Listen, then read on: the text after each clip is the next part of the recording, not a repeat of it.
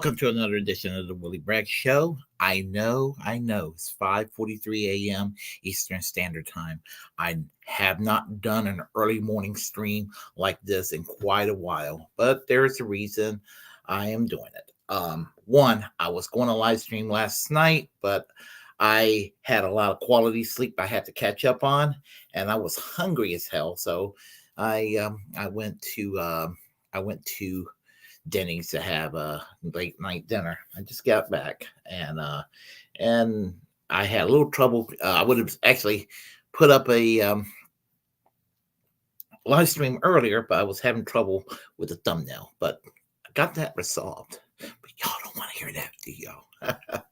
So anyway, yeah, it is all good now. Thank you. How are you doing, Miguel? Yeah, today it's a special live stream, and the reason it is we have an election coming up Tuesday. So, and I'm going to do my live stream tonight. I have a live stream that I am going to do tonight. So this one's going to be a little bit longer than usual. So that's why I decided to do it at this hour so I can get some sleep. So with no further ado, we're going to discuss a couple of topics that relates to the 2024 election, and the topics basically involves Shank Ugert and Anna Kasparian, her comments about Trump and Shank Ugert exploding, and not all as well at the Young Turks. So these days, I think that they're about ready to be in the dustbins of media history at this point. And we're going to discuss also the generics of the presidential election between Kamala Harris and Donald Trump, of course. Have to discuss the duopoly because the duopoly is happening whether we like it or not.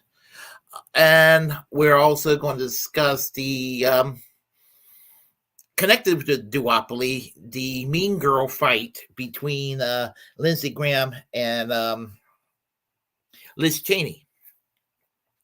And also, we're going to discuss, finally, also related to 2024, the European Green Party versus Jill Stein of the Green Party of the U.S. and what I have to say about this.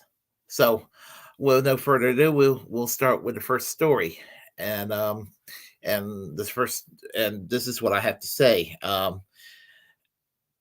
There's something about the Young Turks. And everybody in this space, pretty much, we're no stranger to the Young Turks. I'm going to sound like a broken record, I know, but the Young Turks pretty much is, most of us got started listening to the Young Turks. We started watching the Young Turks, and we thought they were wonderful, and at one time they may have been. But they've taken a turn to the center, and some people, a lot of people left them, some for the worse, some for the better, but people leave that network, and it's usually not under the best of terms. We're talking about Dave Rubin, who's worse than the Young Turks. He is in his Republican bubble. We're talking about Jimmy Dore, who left the Young Turks because he was too far left for the Young Turks, but they managed to try to call him right wing. But fingers are pointing at somebody else at the Young Turks currently as right wing or headed in that direction, seemingly in terms of grift. Some people got canned by the Young Turks. Your Jordan Sheraton, I believe he was canned from the Young Turks. I'm not sure. I know he left the Young Turks under bad terms, and he gripes about it. And I think Kyle Kalinske was also canned by the Young Turks. So the Young Turks seems to have a kind of, they don't really have. And there's one guy that left the Young Turks. Young lady, a trans woman that left the Young Turks because of Anna Kasparian's shenanigans and her transphobia. So so you see not all is well at the Young Turks right now. Um, so we're gonna start with them. Anna Kasparian started having conversations with Ben Shapiro. As much as I don't like Ben Shapiro, I don't have a problem with her talking to Ben Shapiro. I don't have a problem with left wing people and right wing people having dialogues. I don't have a problem with that. I really don't. What I have a problem with is that the money on the right wing it gets flashed around a lot of people, and then all of a sudden they start changing their ideology. And it's happened to quite a few people. And other people had been offered money and they have turned it down too. So, and but there's something that's been going on in the last few years, and it's not because the left are terrible or the left are evil and the left are just wrong. It's because the right wing's got the money. They got the money and they bribe people and like it's a shiny new object and they go into a terrible direction. The very first prominent example was Dave Rubin. He went into that direction, and he's actually the worst of them all.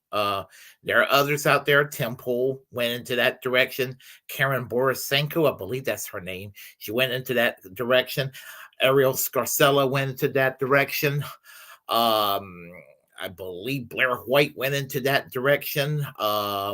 Who else? A couple of folks that went into that direction. Candace Owens went into that direction. They all came out of some kind of liberal left or progressive, what have you, beginnings, and all of a sudden they changed their politics overnight.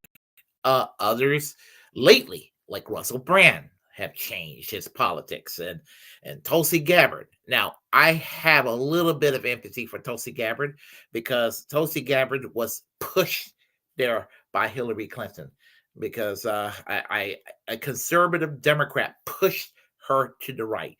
Same thing with Robert F. Kennedy.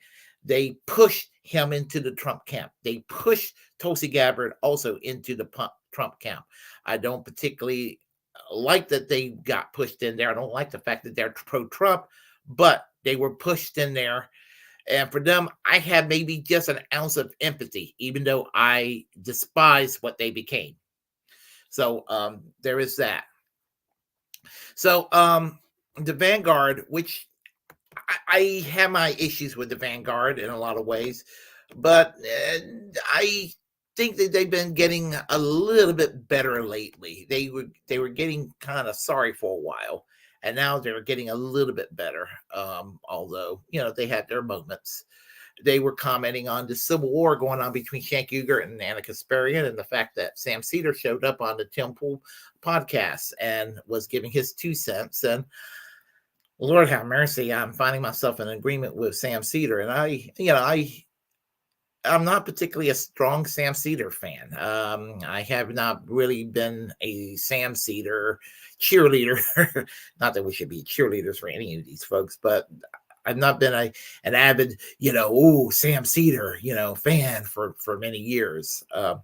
Not because I disagree with what I have to say. I think that we all agree with most of these people on policies. It's just some of their little shit libby aspects about them that kind of ruin what good they could provide in their analysis and all of that. So, and I'm kind of mad at Sam Cedar because when it came to force a vote, he reluctantly decided, well, in spite of it being a Jimmy Dore idea, which it wasn't a Jimmy Dore idea, it was a DSA idea initially, but Jimmy Dore brought it up. He decided to go with it. Then he decided that he was against it because I guess he must have thought that his hatred of Jimmy Dore was more important than having Medicare for all. So there is that as well. So anyway, here are the Vanguard boys talking about Sam Cedar and Tim Pool talking about the feud going on between Anna Kasparian and Cenk Uygur and why she's leaving the left. Cenk Uygur and Anna Kasparian. the Fred Flintstone and Wilma Flintstone of the online left. So many former liberals are now leaving the left. I mean, people switch parties and ideologies. Not happening the other way around. Is that right? Yeah. Well, like Annika, like where's a big right-wing pundit who joined a liberal network, like Annika Sparian announcing she's leaving the left? You know what I mean? Hunter Avalon, which he's kind of a shit lib, but he became buddy with Bosch. Not really a very positive example. I understand that, but he started off as some scuzzy right-wing hack, and he actually went into a more left-leaning direction, kind of in the Destiny direction, Destiny, Xander Hall, Bosch sort of universe. I guess that's better than being Ben Shapiro, but it's, you know, he's not all that really all that impressive. Or Dave Rubin. I mean, listen, I if you want to say that these are like the intellectual pillars of no, certainly not. I'm saying something's causing an emotional rift that makes people not want to be on the left anymore. Well, I would suggest it's probably cash. Cash. I mean, like you said, wanted money. She said as much as far as I know in the past on TYT. She said she would make more money by being not leftist. I don't know if she said that. She didn't exactly say that. She at one time made it clear that she was jealous of Shank's nephew, Hassan Piker, for being a gamer streamer, making money, you know, so easily as a streamer, whereas she has to go and, you know, basically do her homework, you know, as a journalist, executive producer for TYT and everything. And she kind of resents that, you know, and there is partly that, but, you know, oh, well. I mean, but I know that on her show on TYT, they have she's complained about not making money. I don't know why she's still on TYT. Like, are they going to lose members who are progressives? I gotta be honest with you, I don't really pay that much attention to like show bits. Well, so outside of her, why are there so many people? Liar, you pay attention to it, Sam, because you talk about Jimmy Dore like there's no tomorrow, and a couple of times a week when I used to watch Majority Report on frequent occasions. I don't really watch Majority Report anymore, but when I did, you couldn't stop talking about Jimmy Dore. And I think about 2021, 2022, I kind of just weeded off of even watching it, even on a part-time basis. Maybe once in a blue moon, I'll see a headline or something. I'll catch it and what have you. But anyway, people like you have the meme from Colin Wright where it shows the left going all the way to the far left and liberals being like, "What's happening?" I don't know who Colin Wright is. Sure, there's many prominent personalities who used to be liberals and now identify as moderates or disaffected liberals or post-liberal. Like you're saying, like a substantial. Can I talk about in an election? Most charitable manner, right? It's easy and cavalier to say it's cash. And I think it all does boil down to that. But I also think one reason why you see people leave the left and run to the right, and you don't see too many people leave the right and run to the left, you might see them run to the mainstream Democratic Party, which is the new right, the Reagan right. But you're not going to see them run to the left, right? So I don't want to hear about Joe Scarborough being an example or Chris Christie being an example, right? What happens is, as you gain prominence as a left commentator, as a left media figure, right? We've talked about it. You gain the privilege of being an advocate instead of somebody who needs advocacy, right? You are no longer impacted in a material way by any of the things you're discussing. That's why Annika Sparian stopped caring about anything tangible except for what immediately impacted her. Homeless people, crime, trans women somehow invalidating her perception of womanhood, you know, the birthing person things, these very much. And that's something I don't get about Annika Sparian with the birthing person statement. She doesn't have kids, and she appears to be not interested in having kids, which, in my view, anybody who decides not to have kids, that's a pretty damn smart decision to make, because world's overpopulated. Different story, subject for another time. But what I'm trying to make is, who cares if there's a goofy term that's been used called birthing person or individual with a uterus or whatever that was being used, bonus hole. Who fucking cares? How does it affect her? Honestly, how does it affect her? How does it affect her any more than a straight dude like myself if two dudes down the street get married or shack up? Not one bit. So yeah, I don't understand how Anna Kasparian decided that being a turf is the way to go. I just don't. I don't get it. I don't get it. Mild, totally superfluous things. Frankly, when you're talking about it from Anna Kasparian's perspective, how they impact her life, right? Like way more serious to think about how being unhoused impacts an unhoused person. Being a vulnerable, mentally unwell person on the streets a lot harder than having to look at one, right? Yeah, about the homelessness problem in California. There's a time that Young Turks going to talk about, well, the cure for homelessness is providing people a home. But, they're talking about, using law and order now and shit like that. I mean, if they're trying to appeal to normies, there's got to be an effective way to appeal to moderate normies than trying to borrow some of the conservative talking points. That's what the Democratic Party did in the 1990s with the DLC bullshit. This is like the online version left of this shit. And Shank Ugert's borrowed on those themes too. Not as overtly as Anna Kasparian, perhaps, but he's touched on those themes. And so what happens is, as you get move further and further away from the issues that you're closest to, right? You run to the coast, you start hanging out with a bunch of rich people because you're rich now. You want to go to nice restaurants. You want to have a Versace bag, and it makes you feel uncomfortable if you're hanging out with people who can't afford Versace bags. So you move yourself into a different social circle, and those people then rub off on you.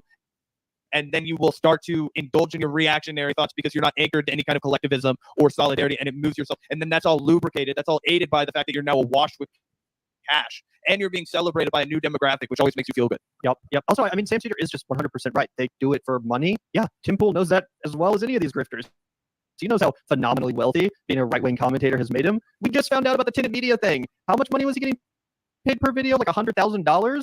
They're not offering that to left-wingers. They're not offering that to left-wing commentators. And also, yeah, Anna, over and over again on her own show, this isn't us, reading her body language. No, she has said it multiple times. We have reacted to it multiple times. I don't make enough money. I want to make more money. I'm jealous of other people and other colleagues, other people who used to work at TYT, who left TYT and now make more money being right-wing grifters, right? This is something she's identified. Go back and watch her videos where she talked about Dave Rubin leaving the left, and she understood this at the time. She talks about it in those videos. She says, yeah, of course he's doing this because the left is not where the money is at. Now, with regard to her critique of Dave Rubin, I could see a jealousy factor considering how dumb Dave Rubin is and how much money he's made, of being a dumb right-wing grifter.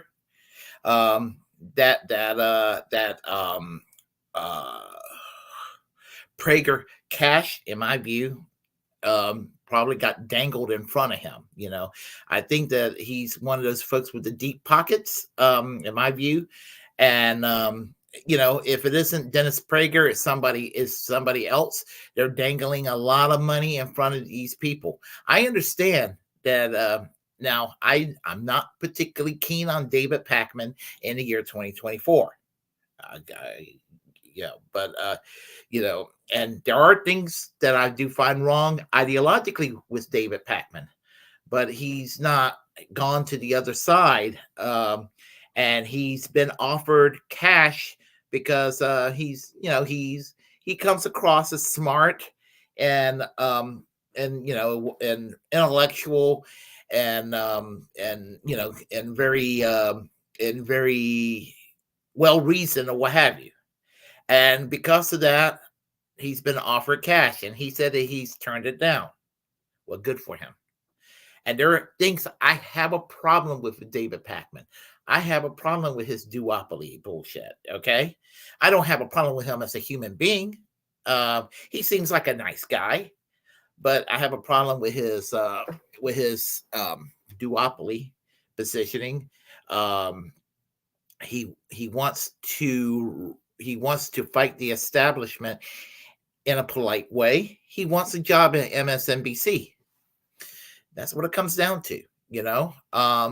There's a list of things that I find objectionable about David Pakman, but thankfully he's not going to become, a right wing hack. Kim Iverson, whose politics on the left is on a different area of the left from David Pakman. In her response, in her situation, likewise, she was offered a lot of cash, for what I understand. I think it was a conversation she had with Nico House years ago, where she was talking about being offered cash to go to the right or something, and she also turned it down. Some people think she is right wing. I don't, just like David Pakman, but for different reasons. I don't agree with Kim Iverson on some fundamental issues, but I respect her, and I think that what it is with Kim Iverson that people don't quite get is the fact that she has very libertarian tendencies that she's kind of fused in with her left progressive value system, and that kind of confuses a lot of people. But I understand it. I understand it. There are some major areas where I'm actually sympathetic to what she has to say. Some areas she's a little out to lunch on too. But I think that people are more harsh on her than they need to be. They need to be. And some people think she's right wing or whatever. She's made it clear, unless she's changed her position, that she is supporting Jill Stein for president. So I don't think you're much of a right winger if that's where you're at, in my view. But we'll let this video go on.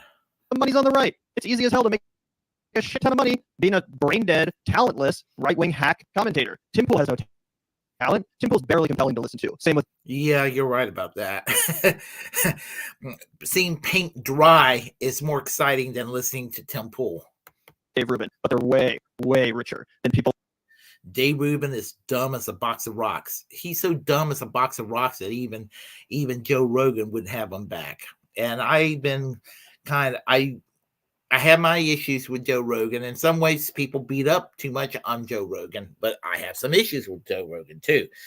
Now, I also think that Joe Rogan's been pushed to the right in a lot of ways by some pious liberals out there, for some reason, not liking him and trying to find fault in him. I think that they would have left him alone. He could have been more on a left-wing trajectory than where he's at right now. I mean, they pushed him into Alex Jones camp, like a soft Alex Jones is where he's kind of at. And it didn't need to be that way. It really didn't need to be that way. The guy endorsed Bernie Sanders 4 years ago. It didn't need to be that way. People on the left who are genuinely talented and who are actually compelling commentators. Even Jimmy is probably richer than Anna at this point. Oh, Which yeah. shows how low the bar is, because he's utterly talentless. But we can play the rest of this because I bet it gets better. Or Elon Musk, Mark Zuckerberg. Not going to call them. why are billionaires becoming conservatives? I didn't say they're becoming conservatives. Why are billionaires? Who were previously supporting Democrat politicians now aligning with. Well, I would say, I mean, when you're talking about Zuckerberg or Elon Musk, I would say Lena Khan, head of the FTC. I would say John Cantor at the DOJ antitrust. Why? So I think money, agree with you. money, Absolutely. money is I think. threatened to buy any type of sort of liberal stuff. Why did they support Democrats before? Why did they? Yeah. Well, because I think the Democrats went through a period of neoliberalism, and Joe Biden frankly ended that. I'll give. There's a ton of never Trumpers Sure. in the Republican Party. I agree. I don't necessarily No. want them to influence All right. our policy.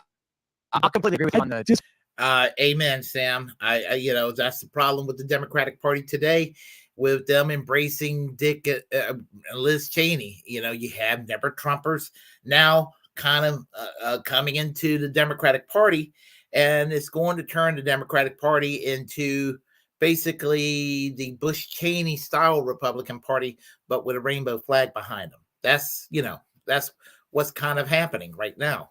So Disagree with your assessment. You're just looking at Right. No, you're Dave completely Rubin right and Anna about Kasparian Zuckerberg. as some type of measure of stuff. But you've got people like Weinstein, for instance, who says the craziness primarily coming from the left. Well, you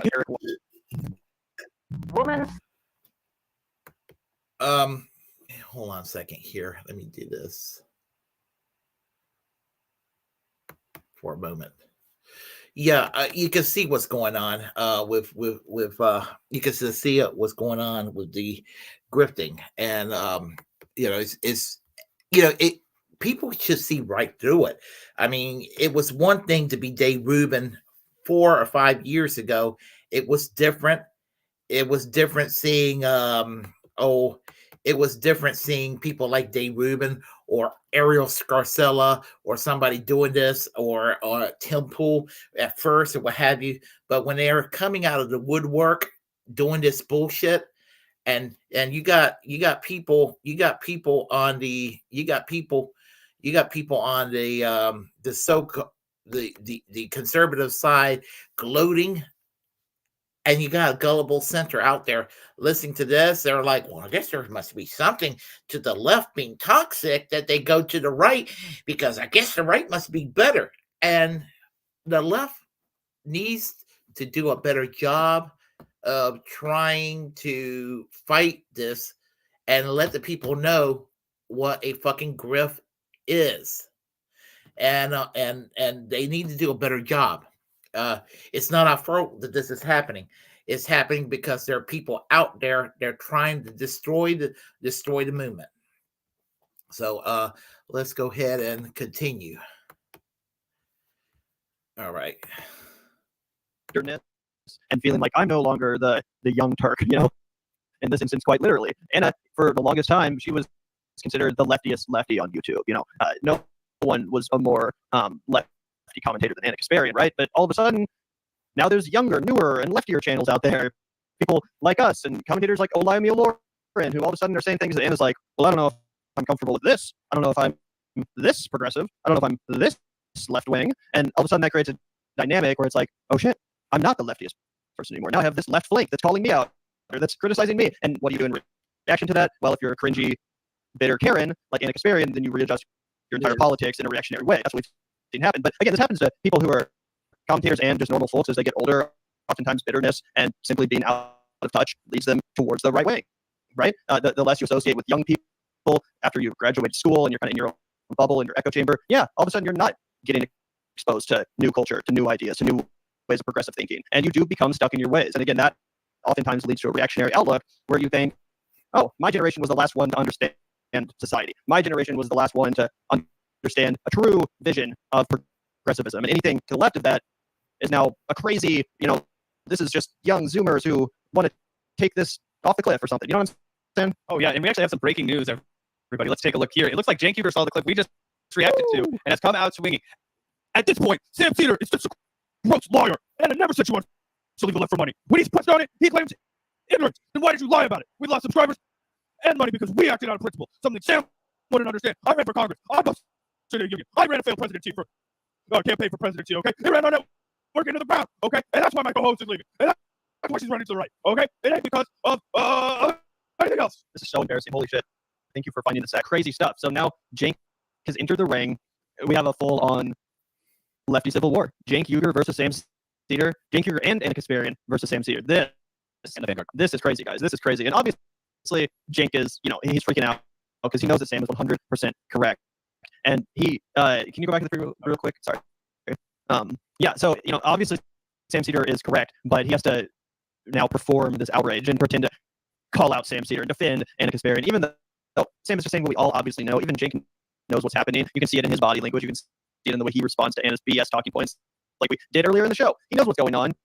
But for whatever reason, instead of doing what needs to be done, he's going to keep defending her until she really, truly does take the whole network down with her. Anywhere you go, I'll follow you too. I'll follow you down. Wow, that's crazy though. Yeah. Anyway, we can play the rest of this if we have anybody. Yeah, it doesn't look like Jenks followed up at all. I was making sure he didn't reply to his own tweet. Oh, actually, he did. Finally, I was like, I want to make sure we get all that Jenks tweets in case he deletes anything. This is the dumbest point in the world. At this point, you are just a grifter asshat. He says, this is the dumbest point in the world. How is losing money out of principle of grift? This is exactly what we did in the Obama years, too. We lost a lot of subscribers because we criticized Obama from the left. We do these things because we care what's true. A novel concept. Yep. I love it when you criticize Trump from the left, too. Like, is he fascist? I don't even think he's a wannabe dictator. Half of your network, Cenk, your co-host, yeah, she's not a progressive. So you don't get to call yourself the home of progressives and then melt down when people criticize you for not being progressive. Rebrand. Call yourself Cenk and Anna Network. Call yourself the left. It's too left for me. Call yourself the fence-sitting post. I don't care. Yeah, 100%. That's Well, the thing about it is that starting in 2016, when they had the Katzenberg money coming in, and Jeffrey Katzenberg is a Clinton donor, I started to notice the quality of the Young Turks going downhill. It started going downhill with Russiagate and Trump this and Trump that. And there are things to criticize Trump about. I want to make this clear. There are things that you can criticize Trump about. A million things you can criticize Trump about. But going after him on Russia and things of that nature. Now, I mean, they're not as stupid about it as, let's say, CNN or MSNBC or whatever outlet out there that will sit there and talk about Trump eating steak with ketchup or something along those lines. I mean, that's ridiculous, or even the proverbial, oh, he plays golf too much. I get so tired of hearing politicians, hacks out there accusing the president that they don't like, from George Herbert Walker Bush Sr. to Joe Biden today. If he plays golf, I don't even know if he plays golf or not. Don't care.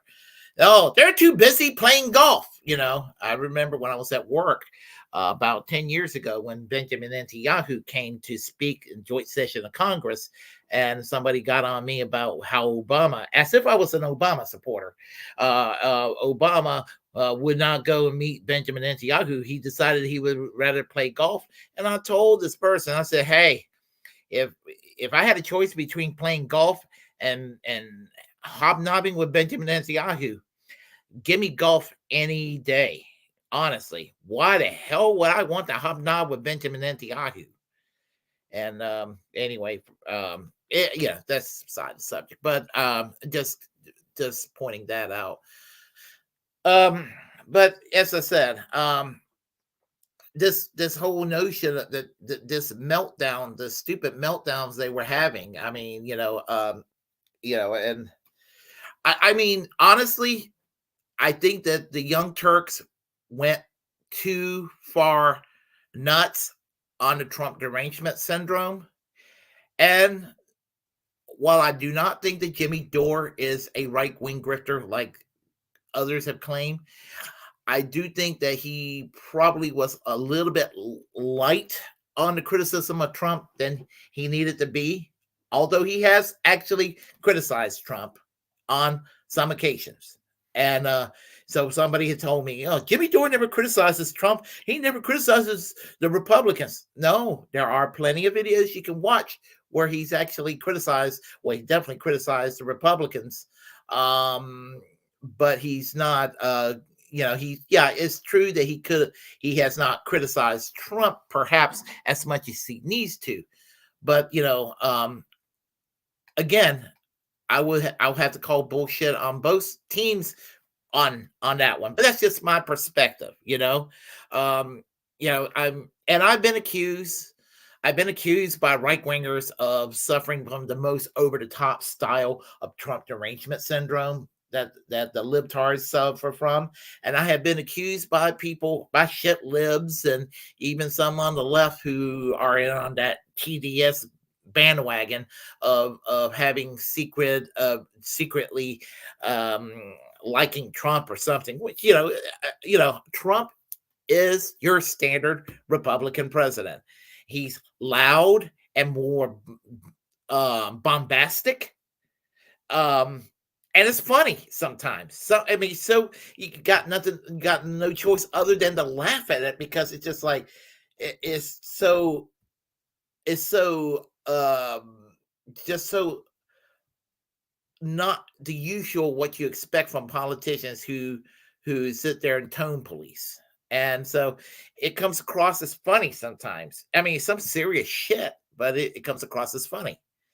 But but as I said, the TYT they went into this real meltdown that I felt like y'all needed to be more concerned about getting Bernie Sanders the nomination in 2020 than to be concerned about this Trump derangement syndrome bullshit. Um, that I just kind of felt that way. But that was my perspective at the time. Not that I'm defending Bernie Sanders today, but I'm talking about from the perspective of back then. So we'll let these guys continue. That's crazy. Again, because you're a failed grifter. Because Anna's a failed grifter. She's not good at doing what she's trying to do. But guess what? She's still going to become phenomenally wealthy. Not so much you, Jank. The TYT is not going to ultimately be the one who benefits financially from what Anna Kasparian is doing. Anna Kasparian is going to be the one who benefits. You're just too stupid to see it right now, and you still think you can somehow turn this into a W for your own network, which is the real delusional thing about this. Jank, Anna is leaving you. She's leaving TYT. The marriage is ended, bro. She's already contacted a divorce lawyer. Yep. And Shank Uger is the Fred Flintstone on the online left, and she's the Wilma of the online left, and her lawyer is Ben Shapiro, her divorce lawyer. You're still out here defending her wretched behavior? You're still out here defending the indefensible and gaslighting everyone, including totally reasonable people like Sam Cedar? This is absolutely outrageous, Jank. You have to rip the Band-Aid off at some point. You have to realize that you cannot go down with her. I don't know about Sam Cedar being reasonable. He may have been reasonable in his dialogue with Tim Pool, but I don't know if he's reasonable as a general rule. Because he's got some odious views when it comes to how to forward the progressive movement, and it's not worked. But anyway. You cannot save yourself. Save TYT. There's still time. What is this? That's enough of that. So that was from the Vanguard. And as I said, Anna Kasparian, probably in the next 4 or 5 years, will she become the next Dave Rubin, or will she become Dave Rubin light, meaning that she's not going to be a Republican hack, sucking Trump's cockish if Trump becomes president, or basically just becoming the next Ann Coulter type or what have you. Would she be more like Bill Maher, like a normie Democrat thinking, well, the left is just too crazy, asking for woke things like Medicare for all and getting us out of these neocon wars and just asking for a minimum wage increase, demanding it. How dare they? Would she be calling that woke? Because that's exactly what Bill Maher tends to do. And so whether she's headed in the direction of Dave Rubin or Bill Maher, it's not a good direction either way, but she's headed in that direction. So, and my question is this: Anna Kasparian said that Jimmy Dore is turning right wing. The Vanguard says Anna Kasparian is turning right wing. So, if it's true that Jimmy Dore is turning right wing, and if it's true that Anna Kasparian is turning right wing, and my personal sentiment is that Jimmy Dore is not turning right wing. I don't agree with him on everything, but he's not turning right wing. But if he is turning right wing and Anna Kasparian is turning right wing, in that scenario, do they make up and kiss up and become friends again like is the year 2014, 2015, and like it's like they were back in the days of the Young Turks, but they're in the right wing camp now? Is that how it works? Is that how it will work? Are they gonna be on each other's show when she ultimately leaves the Young Turks? How's this gonna work? You know, is she going to hobnob with Alex Jones? You know, is she going to do this? I mean, we want to know one way or the other. So anyway, let's go with the next story. And as you know, it's been driving me crazy about the Democrats. You know, because here's the thing: it's the 2024 election. With this 2024 election, it's like a repeat of 2016, except there's no talk of that menacing Medicare for all that the right wing are so scared of, and the shit libs and the corporate Democrats wish, oh my God, would that issue just go away? They got their wish; it went away. You're not hearing talk about Medicare for all anymore. You're not even hearing talk about the Protect the Right to Organize Act. You're not hearing any of this talk economic populism that you were hearing several years ago. And it's so frustrating. We're back to the days where the Democratic Party was neoliberal. People can sit there and tell me how far to the left of the Democratic Party is, but it's the Democratic Party far left when they're sitting there, licking the asshole of Dick Cheney and Liz Cheney. Is that left wing? There was a time when Dick Cheney was viewed as Trump before Trump, according to Glenn Green. Those are Glenn Greenwald's words. Trump before Trump. That's an accurate way to look at it. We hated Dick Cheney. I remember this. It was whether you were a corporate Democrat or whether you were a left-wing Democrat, whatever, whether you were the Green Party, whether you were an independent person that was with left-wing politics, it was kind of agreed. You looked at Dick Cheney and you were just like, what a piece of fucking shit he is. And we hated the guy. We all had that in common. We look at that motherfucker who was the toast of Rush Limbaugh at that time. And, a war criminal, a corporatist, just an all-around asshole. He endorsed Kamala Harris. And Kamala Harris is bragging about it. The Liz Cheney endorsement, the Dick Cheney endorsement. War criminals that they are. War criminals. You remember that photo op in 2018, I think it was, where George W. Bush is being hugged by Michelle Obama? And again, I'm paraphrasing Jimmy Dore, where he says that liberals used to hate Ralph Nader because he supposedly gave us Bush, but now that the Democrats and the liberals are okay with Bush, they somehow still hate Ralph Nader. Let me update that. Let me update it for you. When Hillary Clinton ran for president in 2016, the Democrats hated Bernie Sanders. Now that Dick Cheney has been embraced by the Democrats, Liz Cheney's been embraced by the Democrats, they still hate Bernie Sanders, the Democrats. See where I'm going with this? So, and again, I know some of y'all are mad at Bernie Sanders, and it's all justified. The anger is justified. But I'm using Bernie Sanders as an example because Bernie Sanders is still kind of viewed as the man on the left that's the punching bag in the mainstream political world. When Roe versus Wade was overturned, instead of saying, well, it was because we didn't codify Roe versus Wade. No, they didn't say that. They said it was Bernie Sanders. It was the Bernie Bros that caused Hillary Clinton to win the election. That's what they said. It was shit like that. So oh, listen to Bernie Sanders with his anti-establishment talk, just like Trump. No, they're not alike, but that's how they were trying to do this sort of thing back then.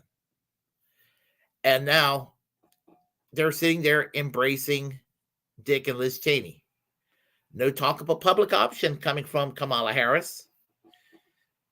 You don't even hear anything from Tim Walz about that issue. You would think that Tim Walz would be talking about it, but nothing is being talked about it. They're not talking about these things. This is the Democrats going back to the garbage. The garbage that was trying to be. They were trying to clean up that garbage. There was a movement to try to clean up the garbage inside the Democratic Party. The garbage is still there. It's still there. The Clinton control of the party, they have won. They still controlled everything. And so the Democratic Party, I'm sorry, the Democratic Party cannot be rehabilitated, cannot be reformed. When you're embracing Dick and Liz Cheney, if that's not a sign that the Democratic Party can be reformed, I don't know what it will take. Because if you're willing to go and you have a party that still hates Bernie Sanders, but they're just bragging about Dick and Liz Cheney, that's a party that's just going to go further right. Along with as the Republicans go into fascism, the Democrats go into Reagan-Bush territory. They've been into Reagan and Bush 1 territory for many years. Now they're about ready to enter Bush-Cheney territory. And that's where we're at. The Overton window just inches further and further to the right. But you got some mean girls. They're angry with each other. Liz Cheney and Senator Lindsey Graham. These two high school mean girls are angry with each other. So I do not know who this person is. Let me go get the link out. His name is Jack Cochirella, and I'm butchering the hell out of his name. He's actually kind of boring, so it doesn't matter. But the only thing that was interesting is the cat fight, the girl fight between Lindsey Graham and Liz Cheney. So Lindsey Graham melts down over Liz Cheney. And frankly, when Lindsey Graham is angry, I'm happy. Because anything that can piss him off makes me happy. So let's go ahead and listen to this video, and we will discuss in just a moment. Let me get the speed. Let me put it on 1.25, and let's go. Republicans are still trying to do everything they can to cover up for insane watch the threat that Donald Trump made against Liz Cheney's life the other night at an interview with Tucker Carlson in Arizona. And one Republican who went out of his way to try to do this, maybe the most dishonest of them all, was Lindsey Graham, who appeared on Fox in a state of desperation and was swearing at Liz Cheney because he is so upset with her and so upset with the state of the race. Lindsey Graham was crumbling in his appearance on Fox. It was an absolute nightmare for him and for Donald Trump. We're going to get into all of that, but before we do, if I could quickly ask you to leave a like on this video, and if you haven't already, and you want to support our channel, to hit that subscribe button. It goes a long way, and it really means the world to me. Now, before we get into Lindsey Graham's meltdown, I want to see Jake Tapper shut down a different MAGA senator's defense of this disgusting attack on Liz Cheney in this clip right here. What are you doing, Anna? Let me say this.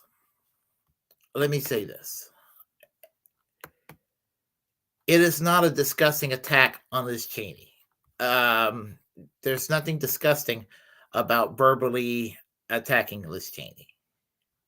Because Liz Cheney is an evil individual. She's evil. She's fucking evil. I just want to go and make that clear. So anyway, let's go ahead, and I just want to make that clear. We'll get back to what we need to talk about. Okay. Right here. Level. I mean, we've seen Mr. Trump's campaign in putting out press releases trying to clarify what he said. Mr. Trump put out a Truth Social statement. He just said something about this. Obviously, whether or not everybody hears the message, and we ran the clip. We ran the whole clip, and we're not saying he's calling for her to be assassinated or killed. I think the issue is the very violent imagery at a time when Republicans are saying, Democrats need to tone down the rhetoric. Are you? He didn't say she should be executed. I mean, he did not say that. Honestly, he really did not say that. I'm not defending Trump. I don't have any plans to vote for him. But honestly, if you listen to what he said, he did not say that. He did not say that. Worried at all politically that this is going to be decided by a handful of voters in a handful of states that this could hurt. Let me just say this, Jake. War is serious. War is deadly. He was making that point with this analogy. I think that's what's here. That's the point here. What we're talking about, though, is the fact that President Trump is actually winning. Voters would much prefer to hear about what Kamala Harris's position is on the economy, what she's going to do to fix our broken southern border, to take crime in our streets down, to make our nation more safe and secure. Rather than talk about that, we're going to blow up yet another one of these stories into some sort of pre-election day hoax. I think we should move on. I don't know how you define hoax. This is not a hoax. We ran this clip, and there are people who are legitimately offended by that. It's a distortion, Jake. This is I ran the entire quote, Senator. We ran the entire thing. I have not. Distortion about violence. And the violence he's talking about is the violence that perpetrated on our men and women in service and the decisions that are made by people like Liz Cheney to send them into the throes. Liz Cheney was an assistant secretary of state. When did she send anyone to battle? She was an assistant secretary of state during the Bush-Cheney years, so she has her hand involved with war crimes. You ought to know that. I think President Trump is making a broad statement, using her as an example of the war hawks in Washington that make these decisions from the comfort of an office, perhaps not taking into account the fact that there are very serious consequences. Those consequences are realized by those people that are in the foxhole, those people that are actually in combat situations. That's what he was illustrating. So you think that anyone that takes issue with him invoking, let's put her with a rifle standing there with 9 barrels shooting at her when the guns aren't trained on her face, you think anyone that takes issue with that is either perpetrating or falling victim to a hoax? No. Okay. If you're given a rifle, that's not an execution. If somebody's if you're being shot at, I mean, he's talking about her in a battlefield situation. That's what he's talking about. He's talking about her being combat ready for battle. That's what he's talking about. He's not talking about having her executed. It would be pretty stupid to put somebody facing a firing squad and giving them a gun. Why would you do that? Why would you do that? There are so many things you could go and attack Trump policy-wise on, and you're going to go and take these words and manipulate it around. And he uses violent rhetoric, but I wouldn't say that in that context, I would not interpret it as violent. He's basically saying that she's a war hawk. Now, Trump is not that great on foreign policy.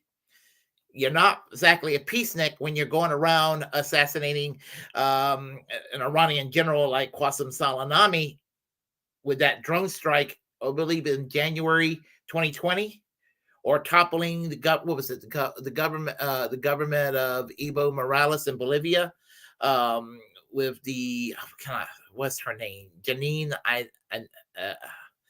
I forgot her name. She wanted to be a dictator. I would have been able to remember her name about a minute ago. The one that looks like a porn star. Yeah, you had what was this thing? You had the Juan Guaido, who was appointed president of Venezuela by Donald Trump.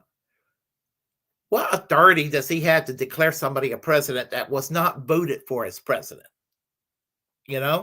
So, and they trying to topple the government of Venezuela. That's not being a peacenik.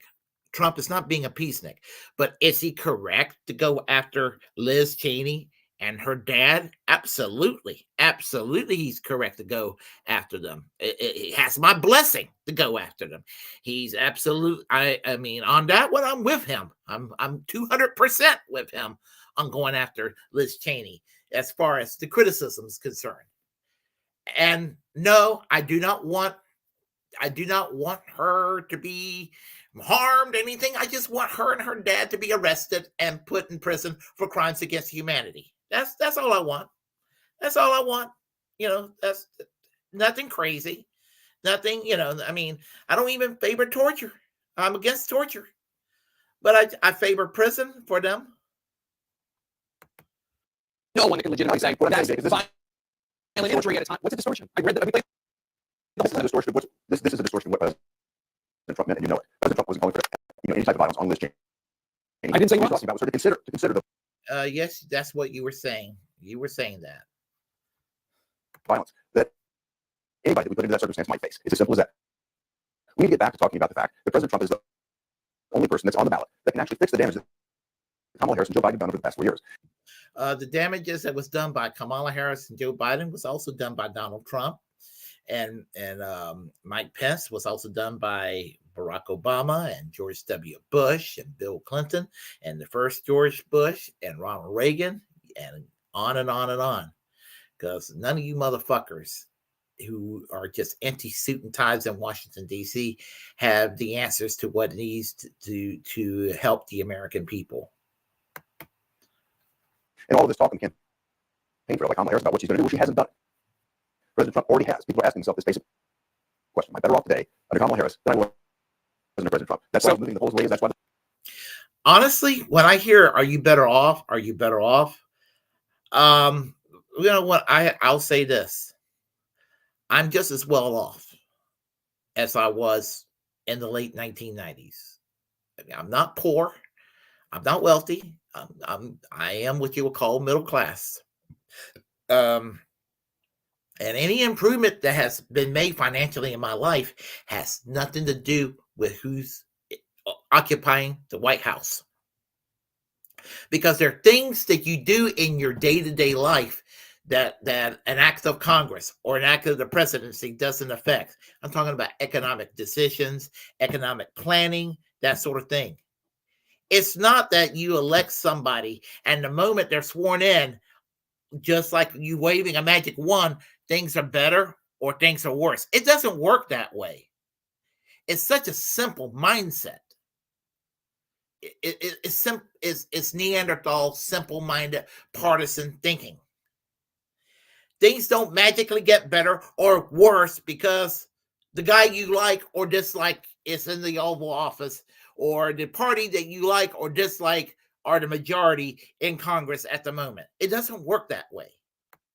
There's a best way now to come up with this stuff. So, yeah, I mean, that's what I heard from Democrats the other day when we were playing how Joe Biden called Trump supporters garbage. I got the same response back that this is all nonsense. It's a distraction. We're not covering the real issues. It's the closing days of the campaign. If people say stupid things, we're going to cover it. But you didn't say it, Senator.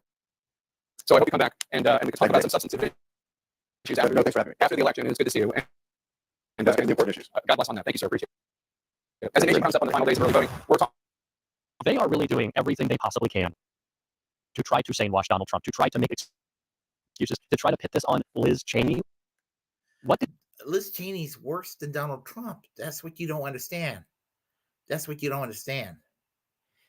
And Liz Cheney voted with Donald Trump majority of the time. She was one of those Republican members of Congress that voted with Trump at the majority of the time, like 93% of the time. And you're defending Liz Cheney?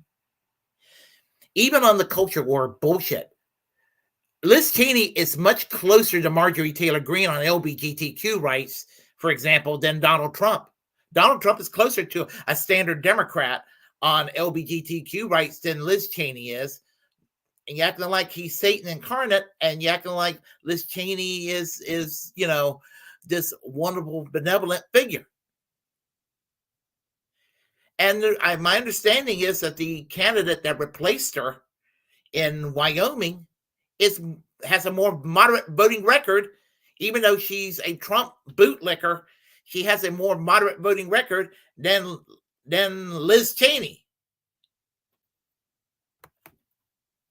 Did she do wrong? I can't even come up with some argument that they're trying to make here. It is just utter nonsense, and you can see how nonsensical and dishonest Lindsey Graham trying to flip this on Liz Cheney is, trying to say that she abandoned the conservative movement because she wants to conserve democracy? That seems pretty. Liz Cheney wants to conserve democracy.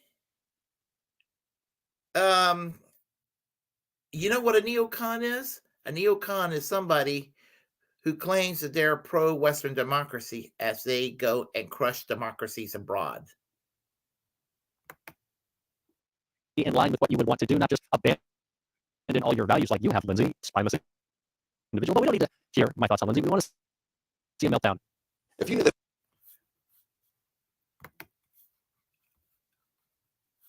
You know, I remember for a brief moment when Lindsey Graham was all on the anti-Trump bandwagon in 2016. I remember that very well. And it was funny seeing him have his little meltdowns. In fact, I was so humored by it. I mean, and then he ended up becoming the most obnoxious bootlicker. He became the most obnoxious bootlicker on when it came to Trump. And I guess when he was no longer John McCain's bitch. When John McCain died, he decided to become Donald Trump's new bitch. So, it is what it is.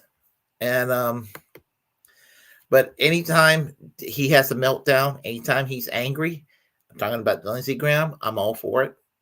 I take delight in his anger, his mental anguish, his stress, his mental suffering. Here, my thoughts on Lindsay. We want to see a meltdown. Let's check out this clip right here.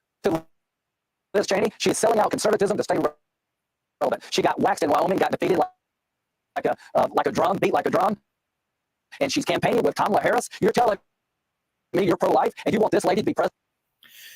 Are you pro-life, Lindsey Graham, when you support the blowing up of babies in Gaza?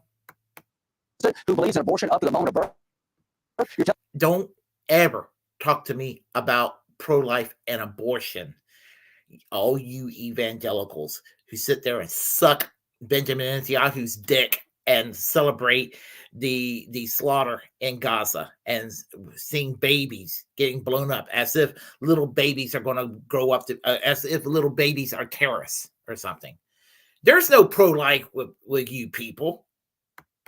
Telling me you believe in a strong military when she advocated getting out of Afghanistan, the last person in the room with Biden. You're telling me yeah, we needed to get out of Afghanistan. And Lindsay, I want you to know this about Afghanistan. Not only did the U.S. need to get out of Afghanistan, back in the 1980s, the Soviets needed to win in Afghanistan. And you know what would have happened if the Soviets would have won in Afghanistan? Maybe we would not have ever had 9/11. believe in energy independence, and you want her to be president stopping oil and gas drilling. So Liz Cheney, don't listen to her. She's selling out conservatism to stay relevant. She's not relevant in terms of conservatism. She no longer has a voice. Lindsey Graham, you and Liz Cheney are ideologically the same. You are ideologically so similar. You're the same person politically. As to the Senate, they're trying to destroy Tim Sheehy now, who's leading in Montana, a certified war hero, Navy SEAL, wounded, Purple Heart, Bronze Star with Valor. They're accusing him of lying about his military record, a racist tightening. Please send money through my website, lindseygraham.com. All the money goes to Tim Sheehy to be the 51st senator to get us back the Senate. He's from Montana. They're trying to destroy him like they did Kavanaugh. Help me help Tim Sheehy get us the Republican majority. Tell every friend you got, if you don't have a friend, go make one, to get them out to the polls. Here's the good news. Kavanaugh won. Trump's going to win. We're going to win the Senate. We're going to push through all this bullshit.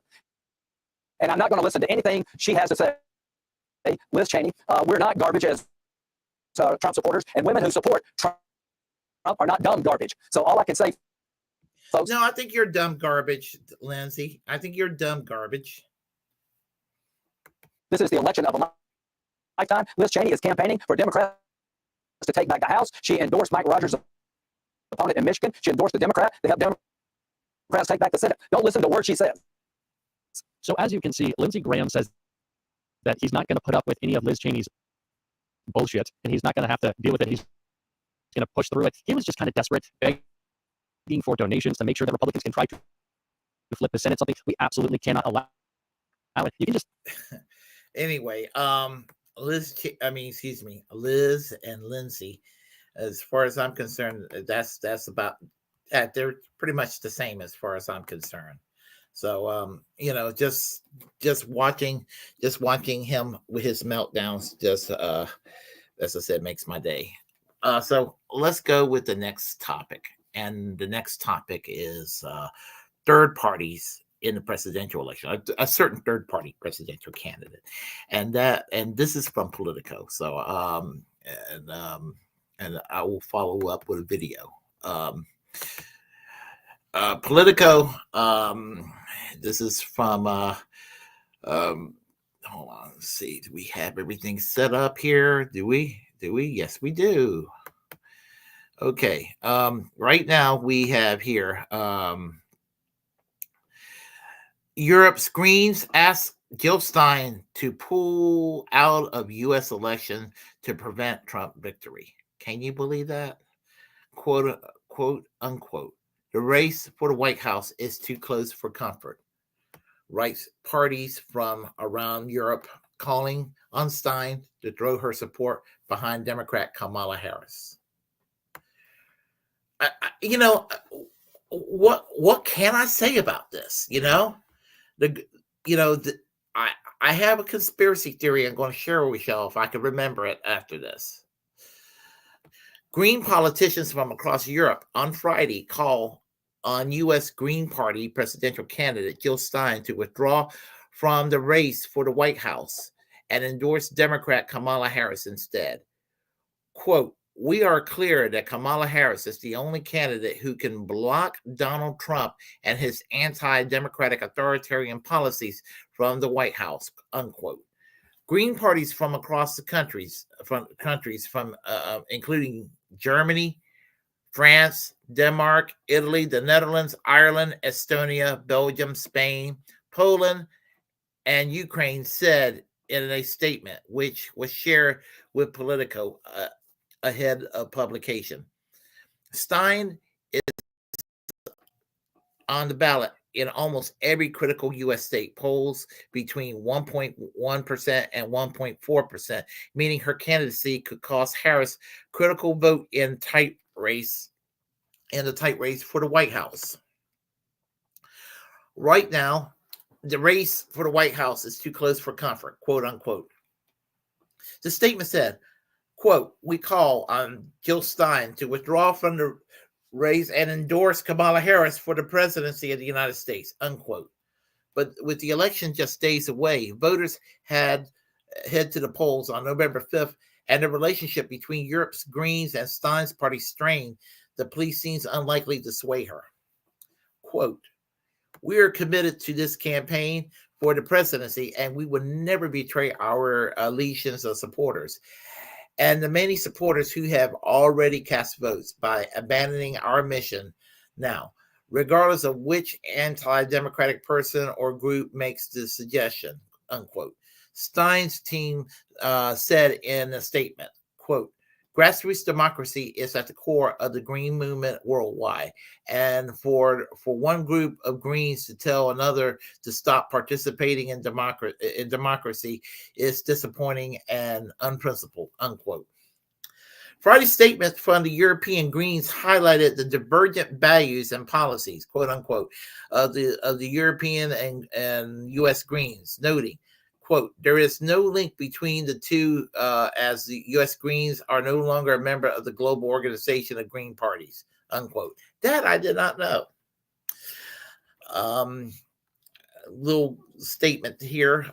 When I was in the Socialist Party, I was surprised when we were not members of the Socialist International either. But I found out as to why later on. The statement attributes to Fisher, quote unquote, to the American Party's relationship with parties with authoritarian leaders and serious policy differences on key issues, including Russia's full-scale assault on the Ukraine, unquote. Stein was criticized for attending a 2015 dinner in Moscow sponsored by Russian state television network RT, where she sat at the same table as President Vladimir Putin. In this statement, the Stein team dismissed the criticism as a quote-unquote smear, pointing that the Green Party's Twitter post on the matter a year ago. Yeah, the very notion that they're trying to go and do the whole Russia smear. With Jill Stein, they did that with Tulsi Gabbard. They did that they even tried doing that to Bernie Sanders. And, anybody who's not part of the establishment, they get to be smeared as a Russian asset. That's how it works. Well, Nico House has something to say about this, and I'll go ahead and share that video momentarily. Okay. And are we ready for that video? Are we ready? Yes, we are. Finally, the European Greens have made the endorsement, and I just know they're about to endorse Jill Stein, and they actually tell Jill Stein to not endorse Kamala Harris. Okay, that's right, ladies and gentlemen. Instead of endorsing Jill Stein, the actual Green Party candidate, the European Greens decided to endorse Kamala Harris because she's the only one who can block Donald Trump from reaching the White House. And of course, they hit you with that same line: "This is the most important election of our lifetime." Like that's supposed to matter, because the choice is Trump and a possible continuation of genocide, and Kamala, a guaranteed continuation of genocide. So maybe it is the most important election of our lifetime, but not for the reason that they're talking about. But look how they go into detail this endorsement. The Green Party family is made up of Green parties across Europe that advocates for politics that prioritizes the planet, people in peace above corporate greed, systemic injustice, and violence. So y'all wrote all that, and your conclusion was, Jill Stein, you should drop out and endorse the candidate that represents the exact opposite of everything our party supposedly stands for. With friends like the European Green Party, who needs Democrats? And some of you might be thinking or assuming that the European Green Party will be avidly against genocide, so how could they even think about endorsing Kamala Harris? Yeah, unfortunately, you would be mistaken. They are not as clear on their anti-genocide stance as you would think they are as compared to the Green Party of the United States. They're all about reaffirming Israel's right to exist before we even open up any discussion about the hundreds of thousands of lives ended by Israel and Gaza. In fact, if you go read their entire platform regarding Gaza, it looks as if Kamala wrote it herself. During this election alone, the Democratic Party has spent an inordinate amount of time, energy, and effort trying to do things like keep the Green Party off ballots in certain states, literally steal their federal funding so that they can't campaign effectively, keep them off the debate stage. And that's just some of the things that they've done to the Green Party and Jill Stein in this election, not to speak about the last 4 to 8 years. And all that time, the European Greens had nothing to say about the literal fascists, about the actual attacks on our democracy by suppressing a party from being heard so that people know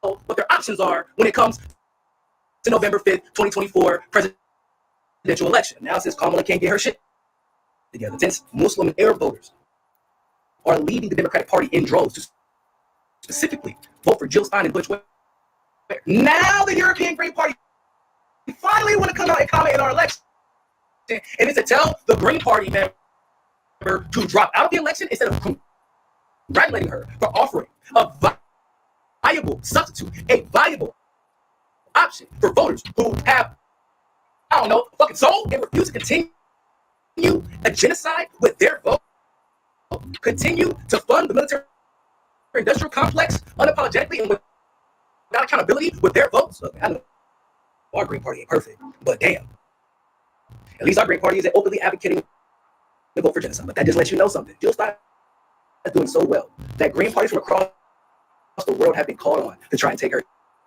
down. The UK Labour Party, who would normally be advocating on behalf of a candidate like Jill Stein, showing up to North Carolina to campaign on behalf of Kamala Harris. The Democrats even ran an ad for the very first time against the Green Party candidate when they ran one recently against Jill Stein. It looks like much of the chagrin and the disbelief of Democrats, genocide actually is a red line for much of the country.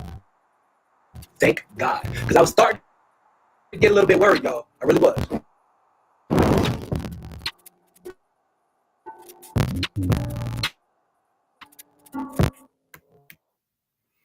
Yep, that was Nico House, and always something valid to say, and all that, and agree with him. About the European Greens. What the fuck is wrong with them that they're going to go and encourage Kamala Harris to drop out. I mean, this is ridiculous. This is not what you're supposed to do. Not at all. You're supposed to support your own, and thing about it is, I think that there's a lot of talk about the deep state, and maybe our deep state is infiltrating the European Greens to do this sort of bullshit, to destroy to destroy a third party movement in the U.S. here with this statement. This is their way of doing this. One of the many ways. So, domestically, you have the Democratic Party doing what they can to keep the Green Party off the ballots, and hell, I mean, they won't even allow an open primary anymore. So, if this sort of thing keeps coming up with the Democrats, they're going to self implode at this point. A bunch of authoritarian centrists that don't stand for anything other than being authoritarian for the sake of being authoritarian. People are going to look elsewhere. And the Republican Party could benefit from this, even though the Republican Party has their set of authoritarian principles themselves. But yeah, the Democrats running a campaign commercial against Jill Stein. Do you remember in the 2020 primaries when Michael Bloomberg ran one commercial? It wasn't to attack Donald Trump. It was to attack Bernie Sanders, Bernie Bros. And now the Democratic Party took that with them, and they didn't go around attacking Donald Trump. They went to attack Jill Stein. I can guarantee you, ideologically, the Democratic Party has a bigger problem with Jill Stein than they do with Donald Trump. In fact, I just about promise you that's the case. Because, where's the talk of Medicare for all or a public option? Where's the talk of the Protect the Right to Organize Act? Where's the talk of taking on the military-industrial complex? Where's the talk of accountability of banking and insurance institutions? Where's the talk about this? Nowhere to be seen. Nowhere to be seen at all. And so I wanted to go and discuss this here kind of early in the morning, because my live streams are usually about an hour, more or less, in the evenings when I do it Monday, Wednesdays, and Fridays.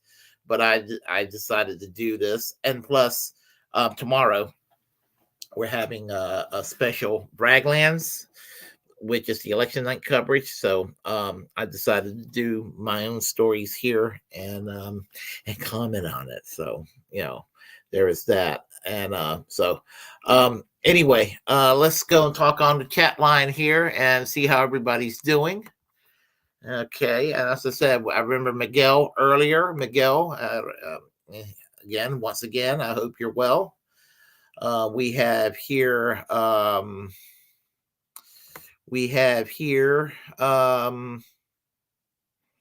scrolling on down, Earl Cossack.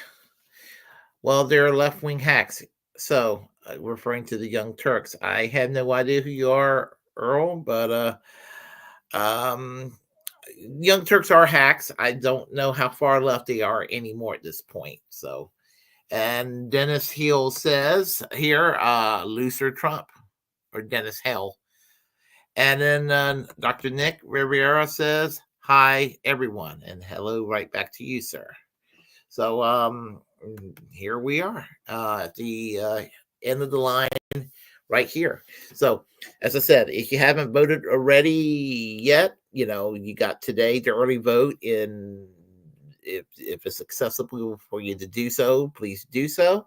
Um, and of course, tomorrow's election day. If you haven't voted yet, please make the effort and vote your conscience. I don't vote shame. You know where I stand when it comes to electoral politics. I try to stay independent as far as the duopoly, but I don't vote. I don't do the voter shame thing. So, you know, um, I understand that people have their points of view on these matters, and so do I. So, um, and we'll see what happens. A special announcement tomorrow night at 7 p.m. Eastern Standard Time. At 7 p.m. Eastern Standard Time, 4 o'clock Standard Time, we're going to have Braglands on. And I'm sorry, I'm burping. I'm sorry, I just ate something a little earlier. So we're gonna have Braglands on, and we'll see. We'll have William Stodden, and Stephanie Shalinsky from the Socialist Party USA. They are the Socialist Party USA candidate for president, and let me get everything set up over here so you can see the thumbnail and all that. And let me go and have everything set up because I don't have a producer. I am my own producer, as you know. So there we go. And as you can see, or you can, oh yeah, you can see it. There it is. The Braglands 2024 election coverage. President and Vice President of the Socialist Party USA, William Stodden and Stephanie Shalinsky. And they'll be joining us, and we'll be discussing their campaign. We'll be discussing the campaign of other third parties, the campaign of the duopoly. We'll be discussing the politics in general and reacting to the election results, pretty much, and all that. So it sounds like a lot of fun. So I hope that every one of y'all will come in and join us, and all of that. So, and I've known William and Stephanie for years, so it'd be nice to talk to them, in person. Once again, other than through the Facebook and all that. So, so let me just finish with my final words here. And if you like what you heard, please press like and comment. Comment anyway if you disagree with what I have to say. Oh, wait, let me finish my final comment. Tonight at 8 p.m. Eastern Standard Time, I will live stream again. I just wanted to get this particular live stream out of the way, but I will be live streaming tonight at 8 o'clock. So please come back at 8 p.m. this evening, and to hear me live stream and yap. And if you like what you heard, please press like and comment. Comment any way you disagree with what I have to say. We'll have conversation. Feel free to share any content on this channel. As a First Amendment absolutist, it's my duty to inform you to create your own platform and utilize it, because we are, in fact, the muckrakers of our time. Also, remember to reject corporate media, and of course, always remember that that we need to work for a full pardoning of Julian Assange.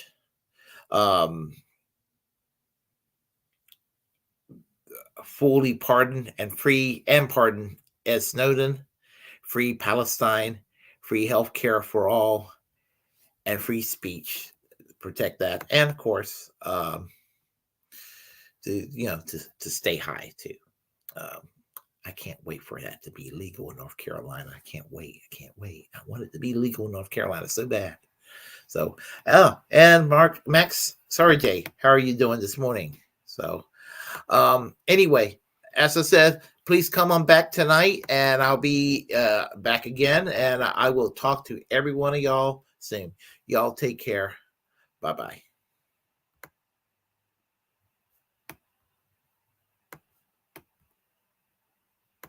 Trying to get everything set up. There we go.